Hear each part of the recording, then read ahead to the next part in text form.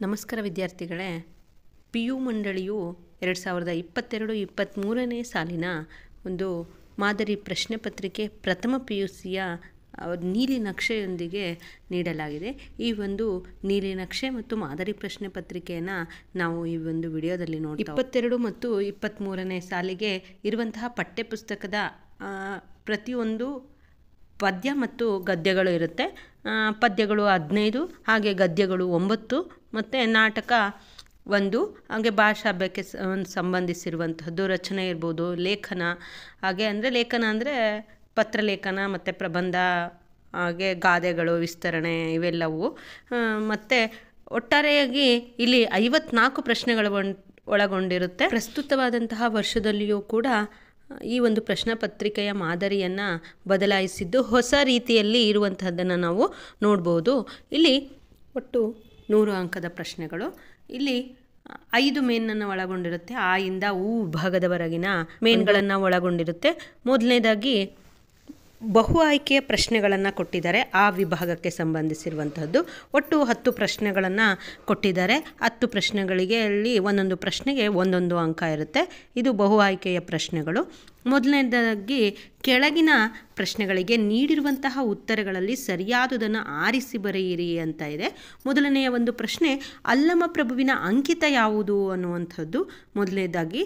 ಇಲ್ಲಿರುವಂತಹ ಒಂದು ಆಯ್ಕೆಗಳನ್ನು 4 ಆಯ್ಕೆಗಳನ್ನು ಕೊಟ್ಟಿದ್ದಾರೆ. ಅದರಲ್ಲಿ ಸರಿಯಾದಂತಹ ಉತ್ತರ ಗುಹೇಶ್ವರ ಅನ್ನುವಂಥದ್ದು. ಎರಡನೆಯ ಒಂದು ಪ್ರಶ್ನೆ, ಕೈಲಾಸದಲ್ಲಿ ಚೆನ್ನಯ್ಯನಿಗೆ ಯಾವ ಪದವಿ ಲಭಿಸಿತು ಅನ್ನುವಂಥದ್ದು. ಇಲ್ಲಿ ಸರಿಯಾದಂತಹ ಉತ್ತರ ಗಣಪದವಿ. ಹಾಗೆ ಮುಂದಿನದು, ಅರಗಿಳಿಗೆ ಯಾವ ಬಣ್ಣವನ್ನು ಬರೆಯಲಾಗಿದೆ ಅನ್ನುವಂತಹ ಪ್ರಶ್ನೆ. ಸರಿಯಾದಂತಹ ಉತ್ತರ ಆ ನಲ್ಲಿರುವಂತಹ ಹಸಿರು ಬಣ್ಣವನ್ನು ಅರಗಿಳಿಗೆ ಬರೆಯಲಾಗಿದೆ. ಹಾಗೆ ಮುಂದಿನದು, ಅಖಂಡ ಕರ್ನಾಟಕವನ್ನು ಹರಸುತ್ತಿರುವವರು ಯಾರು ಅನ್ನುವಂಥದ್ದು ಪ್ರಶ್ನೆ. ಸರಿಯಾದಂತಹ ಉತ್ತರ ಗಾಂಧಿ. ಕನಕದಾಸರು ರಾಗಿಯ ಬಗ್ಗೆ ಬರೆದ ಕೃತಿ ಯಾವುದು ಅನ್ನುವಂಥದ್ದು. ಇದಕ್ಕೆ ಸರಿಯಾದಂತಹ ಉತ್ತರ ರಾಮಧಾನ್ಯ ಚರಿತೆ. ಮುಂದಿನದು 6ನೆಯ ಪ್ರಶ್ನೆ, ಶಾಸ್ತ್ರಿ ಮಾಸ್ತರರ ಹೆಂಡತಿಯ ಹೆಸರೇನು ಅಂತ ಇದೆ. ಇದಕ್ಕೆ ಸರಿಯಾದಂತಹ ಉತ್ತರ ಅಂಬವ. ಗೌತಮನ ತಾಯಿಯ ಹೆಸರೇನು?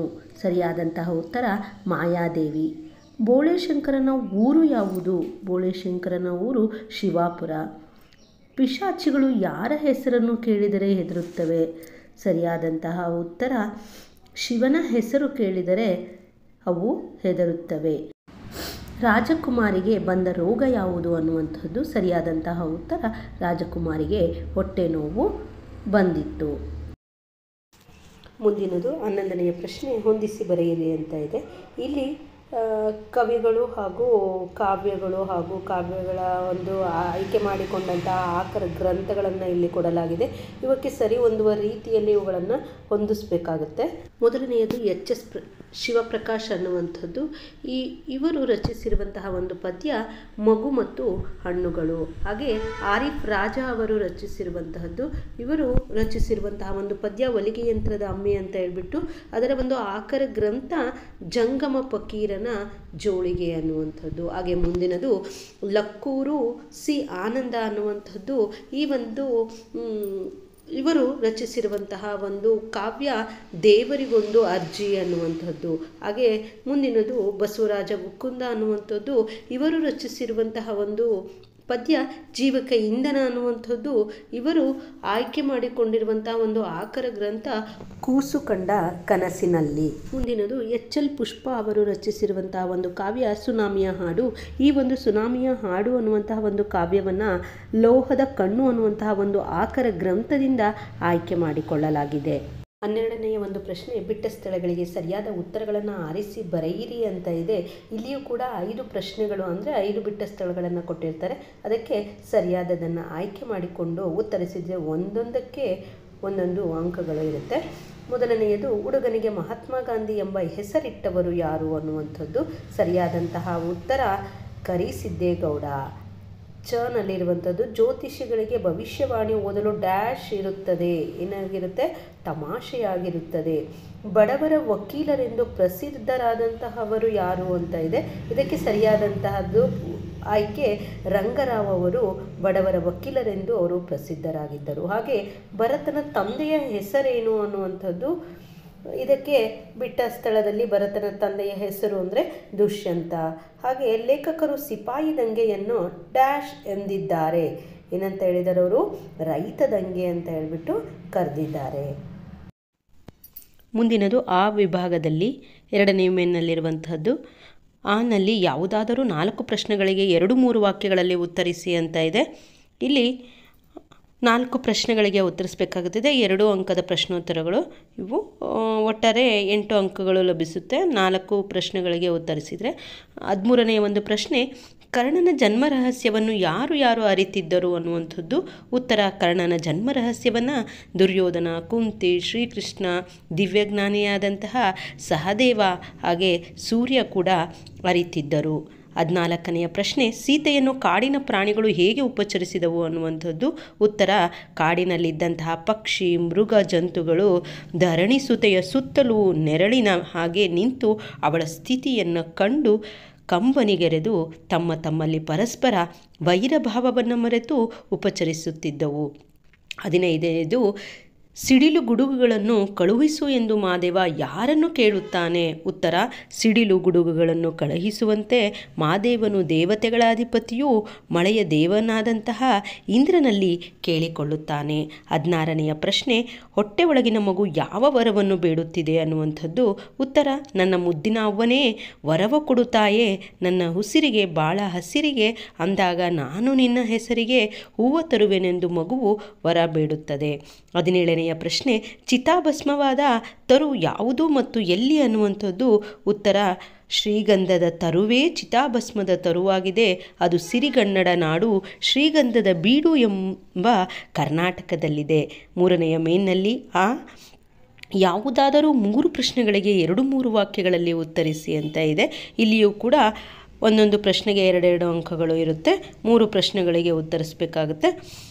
ನೇಪಾಳದ ವೈಮಾನಿಕ ಸಾರಿಗೆ ವ್ಯವಸ್ಥೆ ಹೇಗಿದೆ ಅನ್ನುವಂಥದ್ದು. ಉತ್ತರ, ನೇಪಾಳ ಸರ್ಕಾರ ಪುಟ್ಟ ಊರುಗಳಿಗೆಲ್ಲ ಪುಟ್ಟ ವಿಮಾನ ನಿಲ್ದಾಣ ನಿರ್ಮಿಸಿ ಸುಮಾರು 25 ಪ್ರಯಾಣಿಕರನ್ನು ಕೊಂಡೊಯ್ಯುವ ವಿಮಾನವನ್ನು ಹಾರಲು ಬಿಟ್ಟಿದೆ. ಈ ದೇಶವು ಸುಮಾರು 30ಕ್ಕೂ ಹೆಚ್ಚು ವಿಮಾನ ಸಂಪರ್ಕಗಳನ್ನು ಹೊಂದಿದ್ದು ವಿಮಾನದ ದರ ಕೂಡ ಶ್ರೀಸಾಮಾನ್ಯನಿಗೂ ಕೂಡ ಕೈಗೆ ಎಟುಕುವಂತಹದ್ದು. 19ನೇದು, ರಂಗರಾವ್ ಸಮಾಧಿಯ ಮೇಲೆ ಬರೆದಂತಹ ಹೇಳಿಕೆ ಯಾವುದು ಅನ್ನುವಂಥದ್ದು.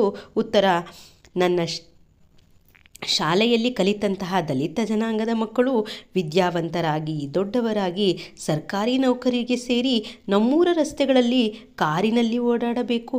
ಆಗಾಗ ರಸ್ತೆಯಲ್ಲಿ ಓಡಾಡುವಾಗ ಹೇಳುವಂತಹ ಆ ಧೂಳು ನನ್ನ ತಲೆಗೆ ತಾಗಬೇಕು. ಆಗ ನನ್ನ ಜನ್ಮ ಸಾರ್ಥಕವಾಗುತ್ತದೆ ಎಂದು ರಂಗರಾವ್ ಸಮಾಧಿಯ ಮೇಲೆ ಬರೆಯಲಾಗಿದೆ. 20ನೇಯ ಪ್ರಶ್ನೆ, ಅಪರಾಜಿತ ಬಳ್ಳಿಯ ಗುಣ ಯಾವುದು ಅನ್ನುವಂಥದ್ದು. ಉತ್ತರ, ಅಪರಾಜಿತ ಬಳ್ಳಿಯು ರಕ್ಷಾ ಕವಚದಂತಿದೆ. ತಂದೆ ತಾಯಿಯ ವಿನಃ ಬೇರೆ ಯಾರಾದರೂ ಆ ಬಳ್ಳಿಯನ್ನು ಮುಟ್ಟಿದರೆ ಅದು ಅವರಿಗೆ ಹಾವಾಗಿ ಕಚ್ಚುವ ಗುಣವನ್ನು ಹೊಂದಿದೆ. 21ನೇಯ ಪ್ರಶ್ನೆ, ನಮ್ಮ ಆರೋಗ್ಯದ ಮೇಲೆ ವಿದೇಶಿ ಹೋಟೆಲ್ಗಳು ನಡೆಸಿದಂತಹ ದಾಳಿಗಳೇನು ಅನ್ನುವಂಥದ್ದು. ಉತ್ತರ, ನಮ್ಮ ಆರೋಗ್ಯದ ಮೇಲೆ ವಿದೇಶಿ ಹೋಟೆಲ್ಗಳು ನಡೆಸಿದಂತಹ ದಾಳಿಗಳೆಂದರೆ ಜಾಗತೀಕರಣದ ಭಾಗವಾಗಿ ನಮ್ಮ ದೇಶಕ್ಕೆ ಖಾದ್ಯ ತಯಾರಿಕಾ ಕಂಪನಿಗಳು ಹೋಟೆಲ್ಗಳು ದಾಳಿ ಇಟ್ಟಿರುವುದು. ಮುಂದಿನದು 4ನೇ ಮೇಲ್ನಲ್ಲಿ ಈ ಯಾವುದಾದರೂ 3 ಪ್ರಶ್ನೆಗಳಿಗೆ 2-3 ವಾಕ್ಯಗಳಲ್ಲಿ ಉತ್ತರಿಸಿ ಅಂತ ಇದೆ. ಈ 22ನೇಯ ಪ್ರಶ್ನೆ, ಬೆಟ್ಟದ ಮೇಲಿನ ದೇವತೆಯು ಬೋಳೇಶಂಕರನ ಅಣ್ಣ ಅತ್ತಿಗೆಯರಿಗೆ ಹೇಗೆ ಕಾಣಿಸುತ್ತದೆ ಅನ್ನುವಂಥದ್ದು. ಉತ್ತರ, ಬೆಟ್ಟದ ಮೇಲಿನ ದೇವತೆ ಬೋಳೇಶಂಕರ ಅಣ್ಣ ಅತ್ತಿಗೆಯರಿಗೆ ಕೈ ಮಾಡಿ ಕರೆದಂತೆ ದುಂಡಗೆ ಉರಿಯುವಂತಹ ಕಣ್ಣು, ಒಳೆಯುವ ಹಲ್ಲು, ಎತ್ತಿನ ಹಾಗೆ ಕೊಂಬು ಹೊಂದಿದಂತೆ ಕಾಣಿಸುತ್ತಿತ್ತು. 23ನೇಯ ಪ್ರಶ್ನೆ, ಸೈತಾನನು 3 ಪಿಶಾಚಿಗಳನ್ನು ಭೂಲೋಕಕ್ಕೆ ಕಳಿಸಿದ್ದು ಏಕೆ ಅನ್ನುವಂಥದ್ದು. ಉತ್ತರ, ಭೂಲೋಕದ ಶಿವಪುರದ 3 ಸೋದರರಾದಂತಹ ಸರದಾರ ಸೋಮಣ್ಣ ಹಾಗೂ ಸಾಹುಕಾರ ಕಾಮಣ್ಣ ಇವರಿಗೂ ಇವರ ತಮ್ಮ ಪ್ರವೇಶವಾಗಿ ನರಕಕ್ಕೆ ಎಳೆದು ತರಲು ಸೈತಾನನು ಪಿಶಾಚಿಗಳನ್ನು ಕಳಿಸುತ್ತಾನೆ. 24ನೇಯದು, ಕೋಡಂಗಿಯು ತಾನು ಬೆಳಗ್ಗಿನಿಂದ ಏನೇನು ಕೆಲಸ ಮಾಡಿದೆನೆಂದು ಹೇಳುತ್ತಾನೆ.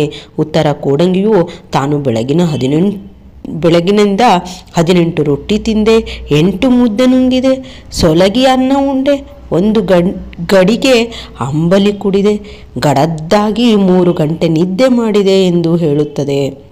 25ನೇದು, ಪಿಶಾಚಿಗಳು ಯಾವುದರಿಂದ ನಾಣ್ಯ ಹಾಗೂ ಸಿಪಾಯಿಗಳನ್ನು ಮಾಡಿಕೊಡುತ್ತವೆ ಅನ್ನುವಂಥದ್ದು ಉತ್ತರ. ಪಿಶಾಚಿಗಳು ಧಾನ್ಯದಿಂದ ನಾಣ್ಯವನ್ನು ಮಾಡಿಕೊಡುತ್ತವೆ ಹಾಗೂ ಹುಲ್ಲಿನಿಂದ ಸಿಪಾಯಿಗಳನ್ನು ಮಾಡಿಕೊಡುತ್ತವೆ. ಬೋಳೆಶಂಕರ ಏನೆಂದು ಡಂಗುರ ಸಾರುತ್ತಾನೆ? ಉತ್ತರ, ನಮ್ಮ ರಾಜ್ಯಕ್ಕೆ ಒಬ್ಬ ದೊಡ್ಡ ಮನುಷ್ಯ ಬಂದಿದ್ದಾನೆ, ತಲೆಯಿಂದ ಕೆಲಸ ಮಾಡುವುದನ್ನು ಕಲಿಸಿಕೊಡುತ್ತಾನೆ. ಎಲ್ಲರೂ ಊರಾಚೆ ಎತ್ತರವಾದಂತಹ ಗೋಪುರದ ಕಡೆಗೆ ಬನ್ನಿ ಎಂದು ಡಂಗುರ ಸಾರುತ್ತಾನೆ. ಈ ವಿಭಾಗದಲ್ಲಿ 5ನೆಯ ಮೇನು ಅಲ್ಲಿ ಯಾವುದಾದರೂ 2 ವಾಕ್ಯಗಳಿಗೆ ಸಂದರ್ಭ ಸೂಚಿಸಿ ಸ್ವಾರಸ್ಯವನ್ನು ಬರೆಯಿರಿ ಅಂತ ಇದೆ.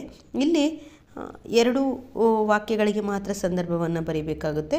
ಒಂದು ವಾಕ್ಯವನ್ನು ಸಂದರ್ಭ ಸ್ವಾರಸ್ಯವನ್ನು ಬರೆದ್ರೆ 3 ಅಂಕ ಇರುತ್ತೆ. ಒಟ್ಟಾರೆ 2 ಬರೆದ್ರೆ ನಿಮಗೆ 6 ಅಂಕಗಳು ಲಭಿಸುತ್ತೆ.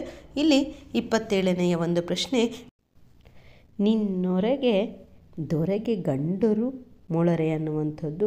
ಈ ಒಂದು ವಾಕ್ಯದ ಆಯ್ಕೆಯನ್ನು ನೋಡೋದಾದರೆ, ಶಕ್ತಿ ಕವಿ ಅಂತಲೇ ಅನ್ನಿಸ್ಕೊಂಡಿರುವಂತಹ ರನ್ನನು ರಚಿಸಿರುವಂತಹ ರನ್ನನ ಗದಾಯುದ್ಧದಿಂದ ಆಯ್ದ ದುರ್ಯೋಧನ ವಿಲಾಪ ಎಂಬ ಒಂದು ಕಾವ್ಯ ಭಾಗದಿಂದ ಇದನ್ನು ಆಯ್ಕೆ ಮಾಡಿಕೊಳ್ಳಲಾಗಿದೆ.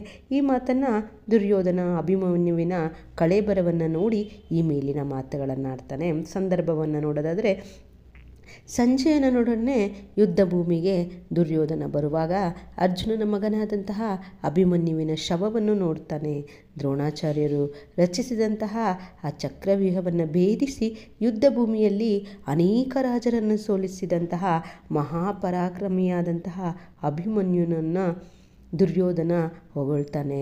ಅಭಿಮನ್ಯುವಿನ ಶೌರ್ಯವನ್ನು ನೆನಪಿಸ್ಕೊಳ್ತಾ ದುರ್ಯೋಧನ ಅಭಿಮನ್ಯುವಿನ ಕುರಿತು, ನಿನಗೆ ಯುದ್ಧದಲ್ಲಿ ಸರಿಸಾಟಿಯಾಗಿ ನಿಲ್ಲುವಂತಹ ಪರಾಕ್ರಮಿಗಳು ಇದ್ದಾರೆಯೇ ಎನ್ನುವಾಗ ಈ ಮೇಲಿನ ಮಾತು ಬಂದಿದೆ. ಶತ್ರುವಿನ ಮಗನಾದಂತಹ ಅಭಿಮನ್ಯುವಿನ ಕಳೇಬರವನ್ನು ನೋಡಿ ಅವನ ಶಕ್ತಿ ಸಾಮರ್ಥ್ಯವನ್ನು ಹೊಗಳಿ ಮಾತನಾಡುವಂತಹ ಸಂದರ್ಭ ಇದಾಗಿದೆ. ಸ್ವಾರಸ್ಯವನ್ನು ನೋಡೋದಾದರೆ, ಅರ್ಜುನನ ಮಗನಾದಂತಹ ಅಭಿಮನ್ಯುವಿನ ಶೌರ್ಯ ಮತ್ತು ಪರಾಕ್ರಮವನ್ನು ಇಲ್ಲಿ ದುರ್ಯೋಧನ ಹೊಗಳಿರುವಂಥದ್ದು ಸ್ವಾರಸ್ಯಕರವಾಗಿದೆ. ಮುಂದಿನದು, ವೇಷಧಾರಿಗಳೆಲ್ಲ ನಿಮ್ಮ ಕೂಟಕ್ಕೆ ಹೊರಗು ಅನ್ನುವಂಥದ್ದು. ಈ ಒಂದು ವಾಕ್ಯದ ಆಯ್ಕೆಯನ್ನು ನೋಡೋದಾದರೆ, 12ನೇ ಶತಮಾನದ ಗಟ್ಟಿವಾಳೆಯನೆಂಬ ವಚನಕಾರ ರಚಿಸಿರುವಂತಹ ವಚನಗಳು ಎಂಬ ಪದ್ಯದಿಂದ ಆಯ್ದುಕೊಳ್ಳಲಾಗಿದೆ. ಸಂದರ್ಭವನ್ನು ನೋಡೋದಾದರೆ, ಗಟ್ಟಿವಾಳೆಯನವರು ಭಕ್ತರಂತೆ ನಟಿಸುವಂತಹ ಕಳರ ನಡವಳಿಕೆಯನ್ನು ತಮ್ಮ ವಚನದಲ್ಲಿ ವಿಮರ್ಶಿಸ್ತಾ, ಇರಿವ ಮೊನೆಯಲ್ಲಿ ದಯಧರ್ಮಗಳಿರುವುದಿಲ್ಲ, ಅಂತೆಯೇ ಕಾಳೊರಗದ ಹಲ್ಲಿನಲ್ಲಿ ವಿಷಕ್ಕೆ ಬದಲು ಅಮೃತವಿರೋದು. ಹೀಗೆಯೇ ಮೂಲತಃ ದುಷ್ಟ ಮನಸ್ಸಿನವರಲ್ಲಿ ಭಕ್ತಿಗೆ ಸ್ಥಳವಿರುವುದಿಲ್ಲ. ಅವರು ಕೇವಲ ಭಕ್ತ ವೇಷಧಾರಿಗಳು. ಇಂತಹ ವೇಷಧಾರಿಗಳು ದೇವರ ಸಾಮೀಪ್ಯದಿಂದ ದೂರ ಎಂದು ಅವರು ಅಭಿಪ್ರಾಯಪಡುವ ಸಂದರ್ಭದಲ್ಲಿ ಈ ಮೇಲಿನ ವಾಕ್ಯವನ್ನು ಹೇಳಿದ್ದಾರೆ. ಸ್ವಾರಸ್ಯವನ್ನು ನೋಡೋದಾದರೆ, ಗಟ್ಟಿವಾಳೆಯನವರು ಭಕ್ತರಂತೆ ನಟಿಸುವಂತಹ ಭಕ್ತ ವೇಷಧಾರಿಗಳು ದೇವರ ಸಾಮೀಪ್ಯದಿಂದ ದೂರ ಎಂದಿದ್ದಾರೆ. 29ನೇಯದು, ಎಲ್ಲರಿಗೂ ದಕ್ಕುವ ಎಲಚಿಯಾಗು ಅನ್ನುವಂಥದ್ದು. ಈ ಒಂದು ವಾಕ್ಯದ ಆಯ್ಕೆಯನ್ನು ನೋಡೋದಾದರೆ, ಮಗು ಮತ್ತು ಹಣ್ಣುಗಳು ಎಂಬುವ ಒಂದು ಪದ್ಯದಿಂದ ಇದನ್ನು ಆರಿಸಿಕೊಳ್ಳಲಾಗಿದೆ. ಸಂದರ್ಭವನ್ನು ನೋಡೋದಾದರೆ, ಏ ಮುದ್ದು ಮಗುವೇ, ನೀನು ರಸಭರಿತವಾದಂತಹ ದಾಳಿಂಬೆಯಾಗಿ ಬೇಸಿಗೆಯ ಧಗೆಗೆ ಬಳಲಿರುವಂತಹ ಜನರನ್ನು ನಿನ್ನ ತನಿ ರಸದಿಂದ ತಣಿಸು. ದ್ರಾಕ್ಷಿಯ ಬಳ್ಳಿಯ ಹಾಗೆ ಹಬ್ಬಿ ಪಸರಿಸು. ಆಯುಷ್ಯದ ಚಪ್ಪರದ ಉದ್ದಗಲಕ್ಕೂ ತಬ್ಬಿಕೋ, ಬಿಡಬೇಡ. ಬೆಲೆಯ ಸೇಬು ಹಣ್ಣಿನ ಹಾಗೆ ವಿಮಾನಯಾನ ಹೊರಡದಿರು.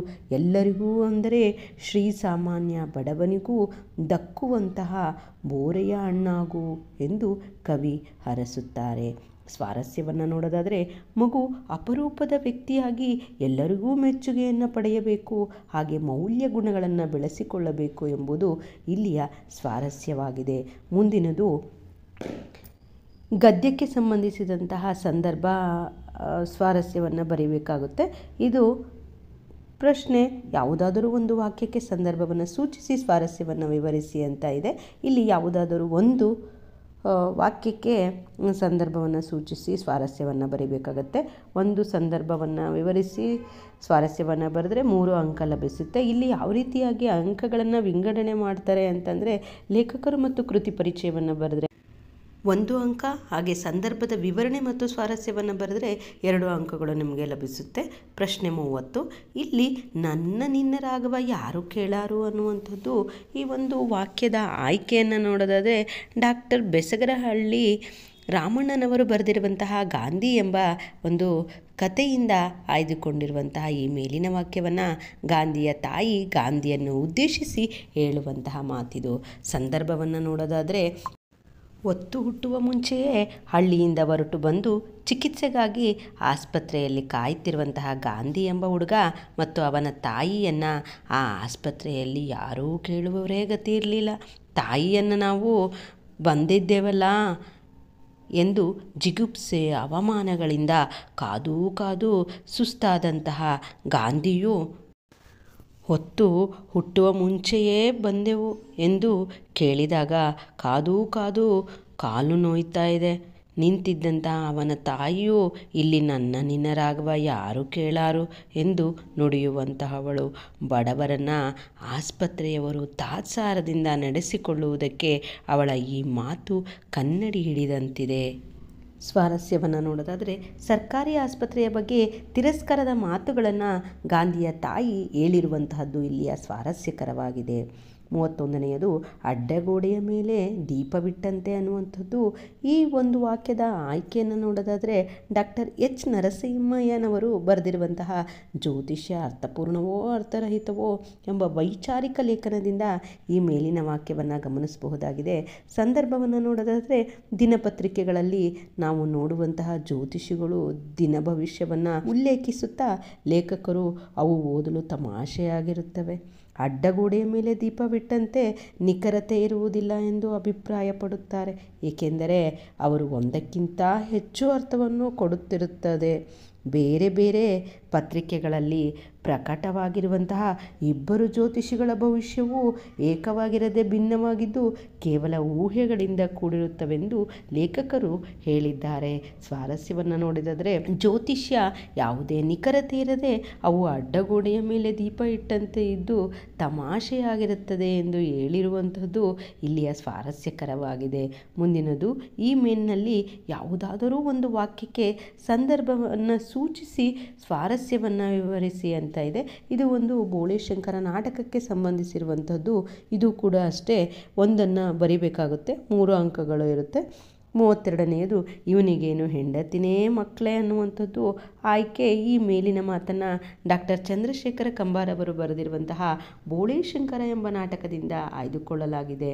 ಈ ಮೇಲಿನ ಮಾತನ್ನು ಸರದಾರನ ಹೆಂಡತಿ ಬೋಳೇಶಂಕರನನ್ನು ಕುರಿತು ಹೇಳುತ್ತಾರೆ. ಸಂದರ್ಭವನ್ನು ನೋಡೋದಾದರೆ, ಬೋಳೇಶಂಕರನ ಜೊತೆಯಲ್ಲಿ ಕೆಲಸ ಮಾಡಲು ಅವನ ಅಣ್ಣಂದಿರು ಮತ್ತು ಅವನ ಅತ್ತಿಗೆಯಂದಿರು ಹಿಂಜರಿಯುತ್ತಾರೆ. ಬೋಳೇಶಂಕರನ ಜೊತೆಗೆ ಇರುವುದಕ್ಕಿಂತ ಆಸ್ತಿ ಭಾಗ ಮಾಡಿ ಎಲ್ಲರೂ ಹಂಚಿಕೊಂಡು ಬೇರೆ ಬೇರೆ ಜೀವಿಸುವುದು ಒಳಿತು ಎನ್ನುವಂತಹ ನಿರ್ಧಾರಕ್ಕೆ ಬರ್ತಾರೆ.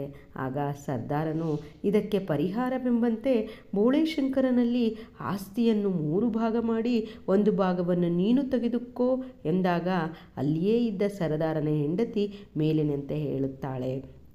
ಸರದಾರನ ಹೆಂಡತಿ ಆಸ್ತಿಯನ್ನು ಹಂಚಿಕೆ ಮಾಡುವ ಸಂದರ್ಭದಲ್ಲಿ ಬೋಳೇಶಂಕರನನ್ನು ಟೀಕಿಸುವ ಸಂದರ್ಭ ಇದಾಗಿದೆ. ಸ್ವಾರಸ್ಯವನ್ನು ನೋಡೋದಾದರೆ, ಬೋಳೇಶಂಕರನ ಅಣ್ಣಂದಿರು ಮತ್ತು ಅವನ ಅತ್ತಿಗೆಯಂದಿರು ಆಸ್ತಿ ಭಾಗ ಮಾಡಿದಾಗ ಈತನ ಬಗ್ಗೆ ತಾತ್ಸಾರದ ಮಾತನಾಡಿರುವಂತಹದ್ದು ಇಲ್ಲಿಯ ಸ್ವಾರಸ್ಯಕರವಾಗಿದೆ. ಹಾಗೆ 33ನೇಯದು, ದಾರಿ ತಪ್ಪಿದವರಿಗೆ ಗಾದೆ ಬಲ್ಲವರು ಬುದ್ಧಿ ಹೇಳುತ್ತಾರೆ ಎನ್ನುವಂಥದ್ದು ಇದು ಕೂಡ ಒಂದು ಬೋಳೇಶಂಕರ ನಾಟಕದಿಂದ ಆರಿಸಿಕೊಳ್ಳಲಾಗಿದೆ. ಸಂದರ್ಭವನ್ನು ನೋಡೋದಾದರೆ, ಬೋಳೇಶಂಕರನು ತನ್ನ ಸ್ವಂತ ಅಭಿಪ್ರಾಯವನ್ನು ಮಂಡಿಸುತ್ತಾ, ಅದೇನಿದ್ರೂ ದುಡಿದವರು, ಮುದುಕರು, ಮಕ್ಕಳು, ದುರ್ಬಲರು ಉಂಡಾದ ಮೇಲೆ ನಿಮ್ಮ ಸರದಿ ಎನ್ನುತ್ತಾನೆ. ಈ ಮಾತಿಗೆ ಕೋಡಂಗಿಯು, ನನಗೀಗ ನನ್ನ ಪೂರ್ವಜರೆಲ್ಲರ ಸಿಟ್ಟು ಬರ್ತಾ ಇದೆ. ನೀನು ಹೊಸ ರಾಜನ ಹಾಗಲ್ಲ, ಕಟುಕನ ಹಾಗೆ ಕಾಣಿಸ್ತೀಯಪ್ಪ ಎನ್ನುತ್ತಾನೆ. ಬಂದವರು ಎಲ್ಲವನ್ನೂ ಕೊಳ್ಳೆ ಹೊಡೆದು ಲೂಟಿ ಮಾಡುತ್ತಾರೆ. ಆಗ ಕಾನೂನು ನಮ್ಮನ್ನು ರಕ್ಷಿಸುತ್ತದೆ ಎಂದು ನುಡಿದ ಮಂತ್ರಿಗೆ ಬೋಳೇಶಂಕರನು ದಾರಿ ತಪ್ಪಿದವರಿಗೆ ಗಾದೆ ಬಲ್ಲವರು ದಾರಿ ತಪ್ಪಿದವರಿಗೆ ಬುದ್ಧಿ ಹೇಳುತ್ತಾರೆ ಎನ್ನುತ್ತಾನೆ. ಈ ವಿಭಾಗದಲ್ಲಿ 6ನೆಯ ಮೇನು ನಲ್ಲಿರುವಂಥದ್ದು ಯಾವುದಾದರೂ 2 ಪ್ರಶ್ನೆಗಳಿಗೆ 5-6 ವಾಕ್ಯಗಳಲ್ಲಿ ಉತ್ತರಿಸಿ ಅಂತ ಇದೆ.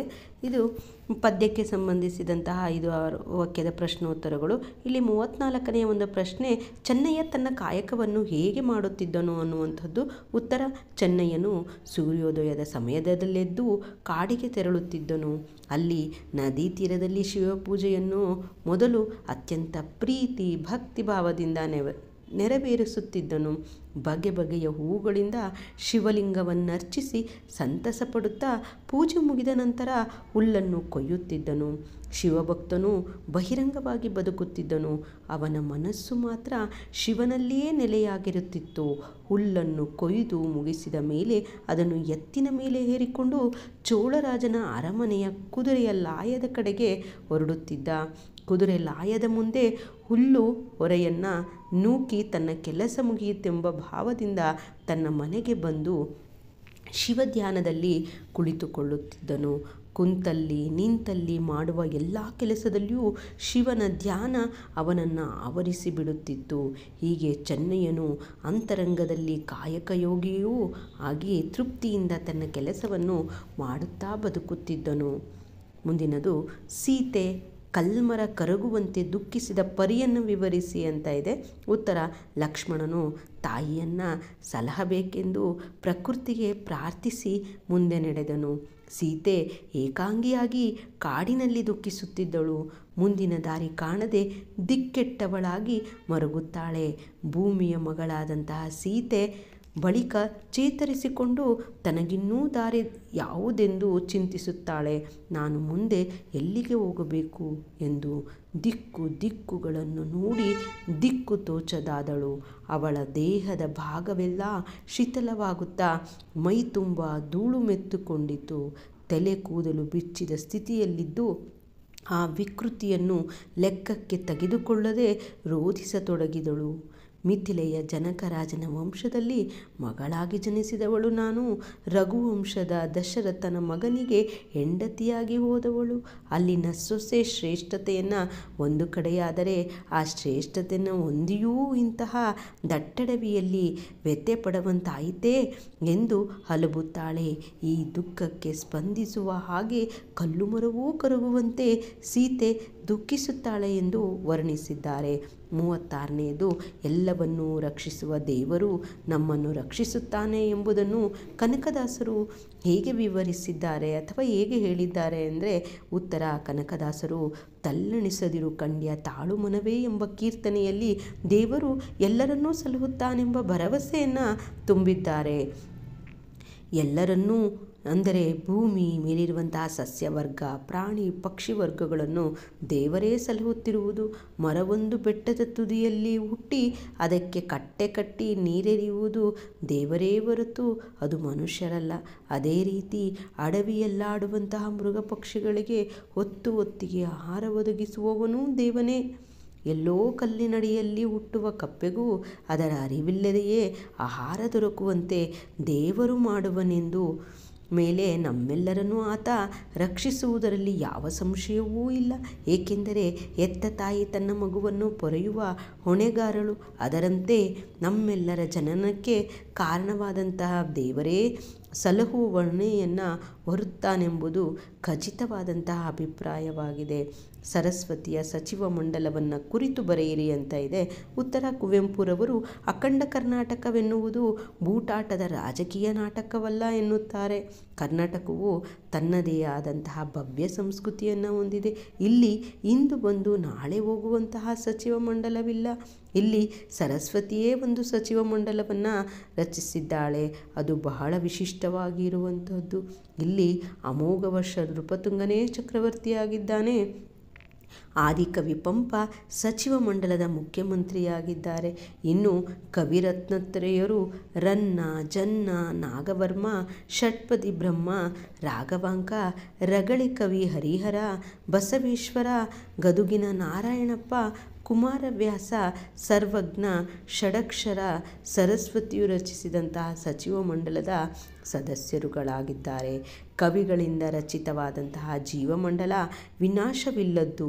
ಇಲ್ಲಿ ಇವರು ಯಾರ ಹಂಗಿಲ್ಲದೆ ಕಾಂತಿಯುತವಾಗಿ ಹೊಳೆಯುತ್ತಿದ್ದಾರೆ ಎನ್ನುತ್ತಾ ಕವಿ ಸರಸ್ವತಿಯ ಸಚಿವ ಮಂಡಲವನ್ನು ವಿವರಿಸುತ್ತಾರೆ. ಮುಂದಿನದು ಗದ್ಯಕ್ಕೆ ಸಂಬಂಧಿಸಿದಂತಹ 5-6 ವಾಕ್ಯದ ಪ್ರಶ್ನೋತ್ತರಗಳು. ಇಲ್ಲಿಯೂ ಕೂಡ ಒಂದು ಪ್ರಶ್ನೆಗೆ ಮಾತ್ರ ಉತ್ತರಿಸಬೇಕಾಗತ್ತೆ. ಒಂದು ಪ್ರಶ್ನೆಗೆ ಉತ್ತರಿಸಿದರೆ ನಿಮಗೆ 4 ಅಂಕ ಲಭಿಸುತ್ತೆ. 38ನೇಯದು, ರಾಗಿ ಮುದ್ದೆ ಯಾವ ಬಗೆಯ ಸಾರುಗಳ ಜೊತೆ ಸೇರಿ ಎಂತಹ ರಸಾನುಭವವನ್ನು ಸೃಷ್ಟಿಸುತ್ತದೆ ವಿವರಿಸಿ ಅಂತ ಇದೆ. ಉತ್ತರ: ರಾಗಿ ಮುದ್ದೆಗೂ ಸೊಪ್ಪಿನ ಸಾರಿಗೂ ಒಳ್ಳೆಯ ಜೋಡಿ ಎಂದು ಹೇಳಿರುವಂತಹ ಲೇಖಕರು ಮುದ್ದೆ ಯಾವ ಬಗೆಯ ಸಾರಿಗೆ ಬೇಕಾದರೂ ಹೊಂದಿಕೊಳ್ಳುವಂತಹ ಗುಣ ಪಡೆದಿದೆ ಎಂದಿದ್ದಾರೆ. ಕಿವುಚಿದ ಸಾರು, ಸೊಪ್ಪು ಸಾರು, ಹಿತಕವರೆ, ಮೊಳಕೆಯೊಡೆದ ಹುರುಳಿ ಸಾರು, ಉಪ್ಪು ಮೆಣಸಿನಕಾಯಿ ಗೊಜ್ಜು, ಕೋಳಿ ಸಾರು ಹೀಗೆ ಎಲ್ಲದರೊಂದಿಗೆ ರಾಗಿ ಮುದ್ದೆ ಅಪರೂಪವಾದಂತಹ ಜೋಡಿ ಎಂದಿದ್ದಾರೆ. ಲೇಖಕರು ಯಾವುದೂ ಇಲ್ಲದಿರುವಾಗ ನೀರು ಮಜ್ಜಿಗೆಯಲ್ಲಿ ಬೇಕಾದರೂ ಮುದ್ದೆಯನ್ನು ಕದಡಿ ಕುಡಿಯುವಂತಹ ಸುಖ ಉಪ್ಪು ಮಾವಿನಕಾಯಿ ಗೊಜ್ಜಿನೊಂದಿಗೆ ಮುದ್ದೆಯನ್ನು ಮೆಲ್ಲುವಂತಹ ಆನಂದವನ್ನು ಬಲ್ಲವರೇ ಬಲ್ಲರು. ಅದರ ರುಚಿ ಅದು ಪದಗಳಿಗೆ ನಿಲುಕದ ರಸಾನುಭವ ಎಂದು ಲೇಖಕರು ಹೇಳಿದ್ದಾರೆ. ಮುಂದಿನದು 39ನೇಯ ಪ್ರಶ್ನೆ, ಮಾಸ್ತರರು ಮತ್ತು ಅಂಬವರ ಪ್ರೀತಿ ಕಡಲಲ್ಲಿ ಕತೆಗಾರರ ಬಾಲ್ಯ ಹೇಗೆ ಕಳೆಯಿತು ಅನ್ನುವಂಥದ್ದು. ಉತ್ತರ: ಕತೆಗಾರರನ್ನು ಶಾಸ್ತ್ರಿ ಮಾಸ್ತರರು ಮತ್ತು ಅವರ ಧರ್ಮಪತ್ನಿ ಅಂಬವರು ತಮ್ಮ ಕರುಳು ಕುಡಿಯಂತೆಯೇ ನೋಡಿಕೊಂಡರು. ಅಕ್ಷರ ಕಲಿಯಲು ಒಪ್ಪದ ಕತೆಗಾರರನ್ನು ಅವರು ಎಂದೂ ಒತ್ತಾಯ ಮಾಡಲಿಲ್ಲ. ಶಾಸ್ತ್ರಿ ಮಾಸ್ತರರು ಭಾನುವಾರಗಳಂದು ಎಲ್ಲರನ್ನೂ ಸಿನಿಮಾಕ್ಕೆ ಕರೆದೊಯ್ಯುತ್ತಿದ್ದರು. ಅಂಬವ್ವ ಸಂಜೆ ಮುಂಜಾನೆ ನಿರೂಪಕರಿಗೆ ಸಿಹಿಯಾದಂತಹ ತಿಂಡಿಗಳನ್ನು, ತಾವು ಮಾಡಿದಂತಹ ಅಡಿಗೆಯನ್ನು ಉಣ್ಣಿಸುತ್ತಿದ್ದರು. ತಾವು ಸಂತೆಗೆ ಹೋದಾಗ ಕತೆಗಾರರನ್ನೂ ಜೊತೆಗೆ ಕರೆದೊಯ್ದು ಹೋಟೆಲಿನಲ್ಲಿ ಹೊಟ್ಟೆ ತುಂಬ ತಿಂಡಿ ತಿನ್ನಿಸುತ್ತಿದ್ದರು. ದಂಪತಿಗಳಿಬ್ಬರೂ ಓದಲು ಒತ್ತಾಯ ಮಾಡದೆ ಕತೆಗಾರರನ್ನು ಸುಮ್ಮನೆ ತಿರುಗಾಡಿಕೊಂಡಿರಲು ಬಿಟ್ಟಿದ್ದರು. ಹೀಗೆ ಶಾಸ್ತ್ರಿ ಮಾಸ್ತರ ಅಂಬವ್ವರ ಪ್ರೀತಿ ಕಡಲಲ್ಲಿ ಮಿಂದ ಮೇಲೆ ಕತೆಗಾರರಿಗೆ ಎಷ್ಟು ದಿನ ಸುಮ್ಮನೆ ಕೂರುವುದು ಎನಿಸಿತು. ನಿಧಾನವಾಗಿ ಅವರು ಅಕ್ಷರದತ್ತ ವಾಲಿದರು. ಮುಂದೆಯೂ ಅವಳಿ ಮಕ್ಕಳನ್ನು ಪಡೆದರು. ಮಾಸ್ತರ ದಂಪತಿಗಳು ತಮ್ಮ ಹಿರಿಮಗನಂತೆಯೇ ಪೊರೆದರು. 40ನೇಯ ಪ್ರಶ್ನೆ, ಹುಲಿಯು ನಾಪಿತನಿಂದ ತಪ್ಪಿಸಿಕೊಂಡ ರೀತಿಯನ್ನು ನಿರೂಪಿಸಿ ಅಂತ ಇದೆ. ಉತ್ತರ: ನಾನಿನ್ನೂ ಹೇಳಿದ ಮಹೇಂದ್ರನ ವಾಸಯಜ್ಞದ ಕಲಿಕತೆಯನ್ನು ನಂಬಿದಂತಹ ಹುಲಿಯು ಜೀವಭಯದಿಂದ ತಲ್ಲಣಿಸಿತು. ಅದು ನಾಪಿತನು ಮಹಾಶಕ್ತಿಶಾಲಿ ಗಂಧರ್ವನಿರಬೇಕೆಂದು ಯೋಚಿಸಿತು. ನಾಪಿತನ ಕನ್ನಡಿಯಲ್ಲಿ ಕಂಡದ್ದು ತನ್ನದೇ ಪ್ರತಿಬಿಂಬವೆಂದು ತಿಳಿಯದ ಹುಲಿಯು ನಾಪಿತನಿಗೆ, ನಿನ್ನದಮ್ಮಯ್ಯ, ನನ್ನನ್ನು ಬದುಕಿಸು. ನಾ ಬಹುಮಂದಿ ಮನುಷ್ಯರನ್ನು ಕೊಂದು ತಿಂದಾದ ಮೇಲೆ ಅವರ ಆಭರಣಗಳನ್ನೆಲ್ಲ ನನ್ನ ಗುಹೆಯಲ್ಲಿ ಇಟ್ಟಿದ್ದೇನೆ. ಅದನ್ನೆಲ್ಲ ನಿನಗೆ ಒಪ್ಪಿಸುತ್ತೇನೆ, ಹೋಗಬೇಡ ಎಂದನು. ನನ್ನನ್ನು ಹಿಡಿದುಕೊಂಡು ಬೇಡಿತು. ಮನುಷ್ಯನನ್ನು ತಿನ್ನುವ ಬಯಕೆಯಿಂದ ಬಂದು ಇವನ ಕೈಯಲ್ಲಿ ಸಿಲುಕಿಕೊಂಡೆನಲ್ಲ ಎಂದು ಹುಲಿಯು ಪರಿತಪಿಸಿತು. ಮನುಷ್ಯನಿಗೆ ಆಭರಣದ ಆಸೆ ತೋರಿಸಿ ತನ್ನ ಜೀವ ಉಳಿಸಿಕೊಂಡ ಹುಲಿಯ ನಡತೆ ಜೀವ ಉಳಿಸಿಕೊಳ್ಳಲು ಆಪತ್ಕಾಲದಲ್ಲಿ ಯೋಚಿಸುವಂತಹ ರೀತಿ ಇದಾಗಿದೆ. ಮುಂದಿನದು 5-6 ವಾಕ್ಯಗಳ ಪ್ರಶ್ನೆಗಳು. ಇದು ದೀರ್ಘ ಗದ್ಯಕ್ಕೆ ಸಂಬಂಧಿಸಿರುವಂಥದ್ದು. ಬೋಳೆಶಂಕರ ಮತ್ತು ಅವನ ಅಣ್ಣಂದಿರನ್ನು ಭಾಗವತರು ಹೇಗೆ ಪರಿಚಯಿಸುತ್ತಾರೆ ಅನ್ನುವಂಥದ್ದು. ಉತ್ತರ: ಬೋಳೆಶಂಕರ ಮತ್ತು ಅವನ ಅಣ್ಣಂದಿರು ಶಿವಪುರದಲ್ಲಿ ವಾಸವಾಗಿದ್ದರು. ದೊಡ್ಡವನು ಸರದಾರ ಸೋಮಣ್ಣ ಆಳುವುದಕ್ಕೆ ಹುಟ್ಟಿದವನು. ಕುರಿ ಕೋಳಿ ಕೊಂದವನು. ಅವು ಸಿಗದಿದ್ದರೆ ಮತ್ತು ಸಾಧ್ಯವಾದರೆ ಮನುಷ್ಯರನ್ನೂ ಕೊಲ್ಲಬಲ್ಲವನು. ಎರಡನೆಯವನು ಸಾಹುಕಾರ ಕಾಮಣ್ಣ, ಹೊಟ್ಟೆ ಮಜಬೂತಣ್ಣ. ಅದಕ್ಕೆ ಅವನ ಉರ್ಫ್ ನಾಮವೇ ಡಬ್ಬಣ್ಣ. ಎಣಿಸೋದ್ರಲ್ಲಿ ಜಾಣ. ಹಸು ಎಣಿಸ್ತಾನೆ, ಹಣ ಎಣಿಸ್ತಾನೆ. ಯಾರ್ಯಾರ ಜಮೀನು ಎಷ್ಟು ಎಕರೆ ಇದೆ ಅಂದರೆ ತಕ್ಷಣ ಅಂಕಿಅಂಶದಿಂದ ಹೇಳುವನು. ಇನ್ನು ಮೂರನೆಯವನು ಬೆಪ್ತಕ್ಕಡಿ ಬೋಳೆಶಂಕರ. ಅವನು ಆಯಿತು ಭೂಮಿ ಸೀಮೆ ಆಯಿತು, ಮಳೆ ಬೆಳೆ ಆಯಿತು. ಒಂದು ನೊಣ ನೋಯಿಸಿದನಲ್ಲ, ಮಳೆ ಬರುವುದನ್ನು ಒಂದು ವಾರ ಮುಂಚೆನೇ ಹೇಳಬಲ್ಲ. ಹೂವಿಗೆ ಬೀಳುವ ಕನಸು ಹೇಳಬಲ್ಲ. ನಿಂತ ನೀರಿಗೆ ಹರಿಯುವುದಕ್ಕೆ ಕಾಲುವೆ ತೋಡಬಲ್ಲ. ಹಕ್ಕಿ ಹಾಡಿನ ಅರ್ಥ ಹೇಳಬಲ್ಲ. ಇನ್ನೇನಪ್ಪ ಅಂದರೆ ಕೈ ಬೆರಳಿಲ್ಲದೆ ಎಣಿಸೋದಕ್ಕೆ ಬರೋದಿಲ್ಲ ಎಂದು ಬೋಳಿಶಂಕರ ಮತ್ತು ಅವನ ಅಣ್ಣಂದಿರನ್ನು ಭಾಗವತರು ಪರಿಚಯಿಸುತ್ತಾರೆ. ಮುಂದಿನದು ಬೋಳಿಶಂಕರ ನಾಣ್ಯ ಹಾಗೂ ಸೈನಿಕರನ್ನು ಪಡೆದ ಪ್ರಸಂಗವನ್ನು ವಿವರಿಸಿ ಅಂತ ಇದೆ. ಉತ್ತರ: ರಾಜಕುಮಾರಿಯು ಹೊಟ್ಟೆ ನೋವನ್ನು ವಾಸಿಪಡಿಸಿದವರಿಗೆ ರಾಜ್ಯವಿತ್ತು. ರಾಜಕುಮಾರಿಯನ್ನು ಮದುವೆ ಮಾಡಿಕೊಡುವುದಾಗಿ ರಾಜ ಡಂಗೂರ ಹೊಡಿಸಿದನು. ಇದನ್ನು ಕೇಳಿ ಬೋಳಿಶಂಕರ ಕೋಡಂಗಿಯೊಡನೆ ಅರಮನೆಗೆ ಹೋಗಿ ರಾಜಕುಮಾರಿಗೆ ತನ್ನಲ್ಲಿದ್ದ ಬೇರನ್ನು ಕೊಟ್ಟು ಅದನ್ನು ಚೆನ್ನಾಗಿ ಅಗಿದು ನುಂಗಬೇಕೆಂದು ಹೇಳಿ, ಶಿವ ನಿನಗೆ ಒಳ್ಳೆಯದನ್ನು ಮಾಡಲಿ ಎಂದನು. ರಾಜಕುಮಾರಿಗೆ ಹೊಟ್ಟೆ ನೋವನ್ನುಂಟು ಮಾಡಿದ್ದಂತಹ ಪಿಶಾಚಿ ಶಿವ ಎಂಬ ಶಬ್ದ ಕೇಳಿ ರಾಜಕುಮಾರಿಯ ಹಾಸಿಗೆ ಕೆಳಗೆ ಅವಿತಿರಲಾರದೆ ಹೊರಗೆ ಬಂದಿತು. ಆಗ ಬೋಳಿಶಂಕರ ಪಿಶಾಚಿಗೆ ಹೊಡೆಯಲು ಹೋದನು. ಪಿಶಾಚಿಯು ಬೋಳಿಶಂಕರನಿಗೆ ಸಹಾಯ ಮಾಡುವುದಾಗಿ ಹೇಳಿ ಏಟುಗಳಿಂದ ತಪ್ಪಿಸಿಕೊಂಡಿತು. ಹುಲ್ಲಿನ ಹೊರೆಯನ್ನು ತರಿಸಿ ತಾನು ಹೇಳುವ ಮಂತ್ರವನ್ನು ಹೇಳಿದರೆ ಒಂದೊಂದು ಹುಲ್ಲು ಒಂದೊಂದು ಸಿಪಾಯಿ ಆಗುತ್ತೇನೆ. ಧಾನ್ಯವನ್ನು ತರಿಸಿ ಮತ್ತೊಂದು ಮಂತ್ರವನ್ನು ಹೇಳಿದರೆ ಧಾನ್ಯವೆಲ್ಲ ಚಿನ್ನದ ನಾಣ್ಯವಾಗುತ್ತದೆ ಎಂದು ಹೇಳಿ ಆ ಶಕ್ತಿಯನ್ನು ಪಿಶಾಚಿಯು ಬೋಳಿಶಂಕರನಿಗೆ ಕೊಟ್ಟಿತು. ಆದರೂ ಕೋಡಂಗಿ ಒಂದೇ ಸಮನೆ ಶಿವನ ಹೆಸರು ಹೇಳಿದಾಗ ಆ ಪಿಶಾಚಿ ಸತ್ತು ಹೋಯಿತು. 43ನೆಯ ಪ್ರಶ್ನೆ: ರಾಜಕುಮಾರಿಯು ಹೊಟ್ಟೆ ನೋವು ಪ್ರಸಂಗದಿಂದ ಬೋಳಿಶಂಕರ ರಾಜನಾದ ಕಥೆಯನ್ನು ತಿಳಿಸಿ ಅಂತ ಇದೆ. ಉತ್ತರ: ಪಿಶಾಚಿ ರಾಜಕುಮಾರಿಯ ಹೊಟ್ಟೆಯೊಳಗೆ ಸೇರಿದ್ದರಿಂದ ಆಕೆಗೆ ತೀವ್ರವಾದಂತಹ ಹೊಟ್ಟೆ ನೋವು ಕಾಣಿಸಿಕೊಳ್ಳುತ್ತದೆ. ಆಕೆಯ ನೋವಿನ ತೀವ್ರತೆಯನ್ನು ಗಮನಿಸಿದಂತಹ ರಾಜನು ಮಂತ್ರಿಯನ್ನು ಕರೆದು, ಯಾರು ರಾಜಕುಮಾರಿಯ ಹೊಟ್ಟೆ ನೋವನ್ನು ಪರಿಹರಿಸುವರೋ ಅವರಿಗೆ ಇಡೀ ರಾಜ್ಯ ಹಾಗೂ ರಾಜಕುಮಾರಿಯನ್ನು ಮದುವೆ ಮಾಡಿಕೊಡುತ್ತೇನೆ ಅಂತ ಡಂಗೂರ ಸಾರಲು ಹೇಳುತ್ತಾನೆ. ಅಷ್ಟರಲ್ಲಿ ಸೇವಕನು ಬಂದು ಬೆಪ್ತಕ್ಕಡಿ ಬೋಳಿಶಂಕರ ಬಂದವನೇ ಅವನ ಹತ್ತಿರ ಮದ್ದಿದೆ ಎಂದು ಹೇಳುವನು. ಮಂತ್ರಿ ಅದಕ್ಕೆ ಒಪ್ಪುವುದಿಲ್ಲ. ಆದರೆ ರಾಜನು ಬೋಳಿಶಂಕರನಲ್ಲಿ ಮದ್ದು ಕೊಡುವಂತೆ ಹೇಳುತ್ತಾನೆ. ಕರೆಯುವರು. ಬೋಳಿಶಂಕರನು ರಾಜಕುಮಾರಿಗೆ ಬೇರನ್ನು ಬಾಯಲ್ಲಿ ಇಟ್ಟುಕೊಳ್ಳಲು ಹೇಳಿ ಜಗಿದು ನುಂಗಬೇಕು ಎಂದು ಹೇಳುತ್ತಾನೆ. ಶಿವ ನಿಮಗೆ ಒಳ್ಳೆಯದು ಮಾಡಲಿ ಎನ್ನುತ್ತಾನೆ. ಹಾಗೆ ಅಡಗಿಕೊಂಡಿದ್ದಂತಹ ಪಿಶಾಚಿಯು ಹೊರಗೆ ಬಂದು ಬೋಳಿಶಂಕರ ಅದನ್ನು ನಾಶ ಮಾಡುತ್ತಾನೆ. ಹೀಗೆ ರಾಜಕುಮಾರಿಗೆ ಕಾಣಿಸಿಕೊಂಡ ಹೊಟ್ಟೆ ನೋವು ವಾಸಿಯಾಗಿ ಬೋಳಿಶಂಕರನಿಗೆ ರಾಜ ತನ್ನ ಮಗಳನ್ನು ಮದುವೆ ಮಾಡಿಕೊಡುತ್ತಾನೆ. ಮುಂದಿನದು ಹೂ ವಿಭಾಗಕ್ಕೆ ಸಂಬಂಧಿಸಿರುವಂಥದ್ದು. ಕೆಳಗಿನ ಯಾವುದಾದರೂ ಒಂದು ಪದ್ಯದ ಭಾವಾರ್ಥವನ್ನು ಬರೆಯಿರಿ ಅಂತ ಇದೆ. ಇಲ್ಲಿ 2 ಪದ್ಯವನ್ನು ಕೊಟ್ಟಿರ್ತಾರೆ. ಅದರಲ್ಲಿ ಯಾವುದಾದ್ರೂ ಒಂದು ಪದ್ಯದ ಭಾವಾರ್ಥವನ್ನು ಬರೀಬೇಕಾಗುತ್ತೆ. 44ನೇದು: ಜಲಕಂಗೆ ಜಲಾಂಜಲಿಯಂ ತನೂಭವಂ ಕೊಡುವುದುಚಿತಂ, ಅದು ಗೆಟ್ಟಿಗಳ್ ನಿನಗಾಂ ಕೊಡುವಂತಾದುದೇ, ತನುಜ ನೀಂ ಕ್ರಮ ವಿಪರ್ಯಯಂ ಮಾಡುವುದೇ ಅನ್ನುವಂಥದ್ದು ಈ ಒಂದು ಸಾಲನ್ನು ಶಕ್ತಿಕವಿ ಅಂತ ಅನ್ನಿಸ್ಕೊಂಡಿರುವಂತಹ ರನ್ನನು ರಚಿಸಿರುವಂತಹ ರನ್ನನ ಗದಾಯುದ್ಧದಿಂದ ಆಯ್ದ ದುರ್ಯೋಧನ ವಿಲಾಪ ಎಂಬ ಕಾವ್ಯಭಾಗದಿಂದ ಆಯ್ದುಕೊಳ್ಳಲಾಗಿದೆ. ಇದರ ಒಂದು ಭಾವಾರ್ಥ: ಮಹಾಭಾರತ ಯುದ್ಧದಲ್ಲಿ ತನ್ನವೆಲ್ಲವರನ್ನ ಕಳೆದುಕೊಂಡಂತಹ ದುರ್ಯೋಧನ ರಣರಂಗದಲ್ಲಿ ಶರಶೆಯಲ್ಲಿ ಮಲಗಿದ್ದಂತಹ ಭೀಷ್ಮನನ್ನು ಕಾಣಲು ಅಂತ ಹೇಳ್ಬಿಟ್ಟು ಸಂಜಯನೊಡನೆ ಬರ್ತಾನೆ. ಆಗ ರಣರಂಗದಲ್ಲಿ ಮುರಿದು ಬಿದ್ದಂತಹ ತನ್ನ ಮಗನಾದ ಲಕ್ಷ್ಮಣ ಕುಮಾರನ ಕಳೆಬರವನ್ನು ಕಂಡು ಪ್ರಲಾಪಿಸಿರುವುದು ಕಾವ್ಯಭಾಗದಲ್ಲಿ ಕರುಳು ಮಿಡಿಯುವಂತೆ ಚಿತ್ರಿತವಾಗಿದೆ. ಅದ್ವಿತೀಯ ಬಲಶಾಲಿಯಾದಂತಹ ಅಭಿಮನ್ಯು ಕುಮಾರನೇ, ನಿನ್ನ ಪರಾಕ್ರಮ ಬೇರೆಯವರಿಗೆ ಸಾಧ್ಯವಿಲ್ಲ. ನಿನ್ನಲ್ಲಿ ನಾನು ಇಷ್ಟನ್ನೇ ಬೇಡಿಕೊಳ್ಳುತ್ತೇನೆ, ನಿನ್ನ ಸಾಹಸ ಒಂದು ಅಂಶವಾದರೂ ನನ್ನಲ್ಲಿದ್ದರೆ ಅದಕ್ಕನುಗುಣವಾದ ವೀರಮರಣ ನನಗೆ ಬರಲಿ ಎಂದು ಮನಸ್ಸಿನಲ್ಲಿ ದುರ್ಯೋಧನನು ಅಂದುಕೊಂಡು ಅಭಿಮನ್ಯುವಿನಿಗೆ ಕೈ ಮುಗಿದು ಮುಂದೆ ಬರ್ತಾನೆ. ಮುಂದೆ ತನ್ನ ಮಗನಾದ ಲಕ್ಷ್ಮಣ ಕುಮಾರನನ್ನು ನೆನೆದು ದುಃಖದಿಂದ ಅವನ ಗಂಟಲು ಕಟ್ಟಿ ಬಂದು ಆಗ ಅಲ್ಲಿಯೇ ಹತ್ತಿರದಲ್ಲಿ ತನ್ನ ಮಗನ ಲಕ್ಷ್ಮಣ ಕುಮಾರನ ಶವನನ್ನು ಕಂಡು, ಮಗನೇ, ತಂದೆಗೆ ತರ್ಪಣೋದಕವನ್ನು ಮಗನು ಕೊಡುವುದು ಲೋಕನಿಯಮ, ಅದನ್ನು ಬಿಟ್ಟು ಈಗ ನಾನು ನಿನಗೆ ತಿಲೋದಕವನ್ನು ಕೊಡುವಂತಾಯ್ತೆ, ನೀನೇಕೆ ನಿಯಮವನ್ನು ಅದಲು ಬದಲು ಮಾಡಿಬಿಟ್ಟೆ ಎಂದು ಆತ ದುಃಖಿಸ್ತಾನೆ. ಹಾಗೆ ಭಾಷಾಭ್ಯಾಸಕ್ಕೆ ಸಂಬಂಧಿಸಿರುವಂತಹದ್ದು. ಇಲ್ಲಿ ಕೆಳಗಿನ ಪ್ರಶ್ನೆಗಳಲ್ಲಿ ಯಾವುದಾದರೂ 6ಕ್ಕೆ ಸೂಚನೆಗೆ ಅನುಗುಣವಾಗಿ ಉತ್ತರಿಸಿ ಅಂತ ಇದೆ. ಇಲ್ಲಿ 45ನೆಯ ಒಂದು ಪ್ರಶ್ನೆ, ಕೆಳಗಿನ 2 ಪದಗಳಿಗೆ ಅರ್ಥ ಬರೆಯಿರಿ ಅಂತ ಇದೆ. ಕೈದು ಅಂದರೆ ಶಸ್ತ್ರ ಅಂತ ಹೇಳ್ಬಿಟ್ಟು, ಹಾಗೆ ಸಮರ ಅಂದರೆ ಕಾಳಗ, ನಖ ಅಂದರೆ ಉಗುರು. ಮುಂದಿನದು ಕೆಳಗಿನ 2 ಪದಗಳಿಗೆ ತದ್ಭವ ರೂಪ ಬರೆಯಿರಿ ಅಂತ ಇದೆ.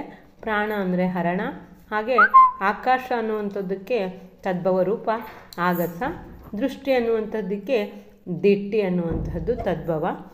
ಮುಂದಿನದು 47ನೆಯದು, ಕೆಳಗಿನ 2 ಪದಗಳನ್ನು ಬಿಡಿಸಿ ಬರೆಯಿರಿ ಅಂತ ಇದೆ. ದಿವ್ಯ ಅನ್ನ ಅನ್ನುವಂಥದ್ದು, ಇದನ್ನು ಬಿಡಿಸಿ ಬರೆದಾಗ ದಿವ್ಯ ಪ್ಲಸ್ ಅನ್ನ ದಿವ್ಯಾನ ಆಗುತ್ತೆ. ಹಾಗೆ ಜಲಾಂಜಲಿ, ಜಲ ಪ್ಲಸ್ ಅಂಜಲಿ ಜಲಾಂಜಲಿ. ಬಾಲಕರ ಆಶ್ರಮ ಅಂತ ಇದೆ, ಬಾಲಕರ ಆಶ್ರಮ ಬಾಲಕರಾಶ್ರಮ. ಮುಂದಿನದು ಕೆಳಗಿನ 2 ಪದಗಳ ಸಮಾನಾರ್ಥಕ ಪದಗಳನ್ನು ಬರೆಯಿರಿ ಅಂತ ಇದೆ. ಸೂರ್ಯ ಅನ್ನುವಂತಹ ಒಂದು ಪದಕ್ಕೆ ಸಮಾನಾರ್ಥಕ ಪದಗಳು ರವಿ, ಸೂರ್ಯ, ಭಾನು, ಭಾಸ್ಕರ, ಹಾಗೆ ದಿನಪ ಅಂತಲೂ ಕೂಡ ಕರೀತಾರೆ. ಹಾಗೆ ಭೂಮಿ ಅನ್ನುವಂತಹ ಪದಗಳಿಗೆ ಸಮಾನಾರ್ಥಕ ಪದಗಳು ಧರಿತ್ರಿ, ಅವನಿ, ಭುವಿ, ವಸುದೆ, ವಸುಂಧರೆ, ಹೀಗೆ ಹಲವಾರು ಪದಗಳಿದೆ. ಹಾಗೆ ತುರಂಗ, ಕುದುರೆ, ಹಯ, ಅಶ್ವ ಅನ್ನುವಂಥದ್ದು. ಮುಂದೆ ಕೆಳಗಿನ 2 ಪದಗಳಿಗೆ ವಿರುದ್ಧಾರ್ಥಕ ಪದಗಳನ್ನು ಬರೆಯಿರಿ ಅಂತ ಇದೆ. ಕನಸು ಅನ್ನುವಂತಹ ಪದಕ್ಕೆ ವಿರುದ್ಧಾರ್ಥಕ ನನಸು, ಹಾಗೆ ಉಚಿತ ಅನ್ನುವಂಥದ್ದಕ್ಕೆ ಅನುಚಿತ, ನಂಬಿಕೆ ಅನ್ನುವಂಥದ್ದಕ್ಕೆ ಅಪನಂಬಿಕೆ. 50ನೆಯ ಪ್ರಶ್ನೆ, ಯಾವುದಾದರೂ 2 ನುಡಿಗಟ್ಟುಗಳನ್ನು ನಿಮ್ಮ ವಾಕ್ಯಗಳಲ್ಲಿ ಬಳಸಿ ಬರೆಯಿರಿ ಅಂತ ಇದೆ. ಕರುಳು ಕುಡಿ ಅನ್ನುವಂಥದ್ದು, ತಾಯಿಗೆ ತನ್ನ ಕರುಳು ಕುಡಿಯ ಮೇಲೆ ಅಪಾರವಾದಂತಹ ಪ್ರೀತಿ ಇರುತ್ತದೆ. ಹಾಗೆ ಮೊರೆ ಇಡು, ನಾನು ಕಷ್ಟದಲ್ಲಿ ಇದ್ದಾಗ ದೇವರನ್ನು ಮೊರೆ ಇಡುತ್ತೇನೆ. ಮುಂದಿನದು ಚಾಟಿ ಏಟು ಅನ್ನುವಂಥದ್ದು, ಇದನ್ನು ತೆನಾಲಿ ರಾಮ 100 ಚಾಟಿ ಏಟುಗಳನ್ನು ಬಹುಮಾನವಾಗಿ ಕೇಳಿದನು. ಮುಂದಿನದು ದ್ವಿರುಕ್ತಿಗಳಿಗೆ 2 ಉದಾಹರಣೆಗಳನ್ನು ಬರೆಯಿರಿ ಅಂತ ಇದೆ. ಮಾಡಿ ಮಾಡಿ, ಹಾಗೆ ನೋಡಿ ನೋಡಿ ಅನ್ನುವಂಥದ್ದು. ಮುಂದಿನದು ಇವುಗಳಲ್ಲಿ ಯಾವುದಾದರೂ ಒಂದನ್ನು ಕುರಿತು ಪ್ರಬಂಧ ಬರೆಯಿರಿ ಅಂತ ಇದೆ. ಪುಸ್ತಕಗಳ ಮಹತ್ವವನ್ನು ಕೊಟ್ಟಿದೆ. ಹಾಗೆ ಹವ್ಯಾಸಗಳು ಅನ್ನುವಂಥದ್ದನ್ನು ಕೂಡ ಪ್ರಬಂಧವನ್ನು ನಾನು ಇಲ್ಲಿ ಕೊಟ್ಟಿದ್ದೇನೆ. ಮುಂದೆ ಪತ್ರಲೇಖನ, ಇಲ್ಲಿಯೂ ಕೂಡ 2 ಪತ್ರವನ್ನು ಕೊಟ್ಟಿರ್ತಾರೆ. ಅದರಲ್ಲಿ ಯಾವುದಾದರೂ ಒಂದನ್ನು ಆಯ್ಕೆ ಮಾಡಿಕೊಂಡು ನೀವು ಅದನ್ನು ಉತ್ತರಿಸಬೇಕಾಗುತ್ತೆ. ಹಾಗೆ ಮುಂದಿನದು ಗಾದೆ ಮಾತನ್ನು ವಿಸ್ತರಣೆ ಮಾಡಿ ಅಂತ ಕೊಟ್ಟಿರ್ತಾರೆ. ಅಲ್ಲಿ 2 ಗಾದೆ ಮಾತನ್ನು ಕೊಟ್ಟು ಒಂದನ್ನು ವಿಸ್ತರಿಸಿ ಬರೀಬೇಕಾಗುತ್ತೆ. ಇಲ್ಲಿಯೂ ಕೂಡ 2 ಕೂಡ ನಾನು ವಿಸ್ತರಿಸಿದ್ದೇನೆ. ಈ ಒಂದು ವಿಡಿಯೋದ ಡಿಸ್ಕ್ರಿಪ್ಷನಲ್ಲಿ ಪತ್ರಲೇಖನಗಳನ್ನು ಹಾಗೆ ಗಾದೆ ಮಾತುಗಳನ್ನು ಬಹುನಿರೀಕ್ಷಿತವಾದಂತಹ ಪ್ರಬಂಧಗಳನ್ನು ಕೂಡ ಒಂದು ಡಿಸ್ಕ್ರಿಪ್ಷನಲ್ಲಿ ಲಿಂಕನ್ನು ಕೊಟ್ಟಿರ್ತೇನೆ. ಇಷ್ಟು ಪ್ರಥಮ PUCಯ 2023ನೆಯ ಒಂದು ಸಾಲಿನ PU ಮಂಡಳಿಯು ಹೊರಡಿಸಿರುವಂತಹ ಮಾದರಿ ಪ್ರಶ್ನೆ ಪತ್ರಿಕೆಯ ಉತ್ತರಗಳಾಗಿದ್ದವು. ಧನ್ಯವಾದಗಳು.